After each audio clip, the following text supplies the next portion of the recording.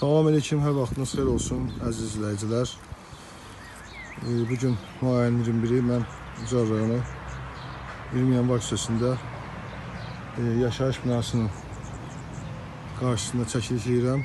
Xatırlatmaq üçün deyirəm ki, aprel ayında yağan güclü yağışlar nəticəsində həmin bu ərazidə barı dağılmışdı və bu binanın sakini vətəndaş Həmidov Elşad bizə müraciət edərək bildirmişdi ki, gələk burada çəkiliş yaparaq problemi ictimailəşdirək və aidiyyəti üzrə orqanlara səsimizi çatdıraq.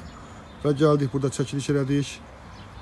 Mən təşəkkür edirəm Ucar rayon icra hakimiyyətinə, aidiyyəti üzrə qurumlara və vətəndaş Həmidov Elşada ki, öz haqların, hüquqların bərpa eləməkdən ötürü müraciətin bildirdi, aktiv iştirak edirdi və rəsmi olaraq da Ucar rayon icra hakimiyyətinə müraciətlər eləmişdi.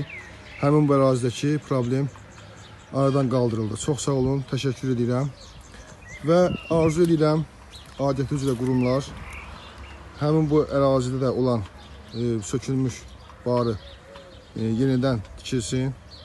Allah vətəndaşlara, sakinlərə səbir versin. Sizlərə də imkan yetirsin ki, burada qalan yarımçıq işi də tez bir zamanda inşallah aradan qaldırasınız.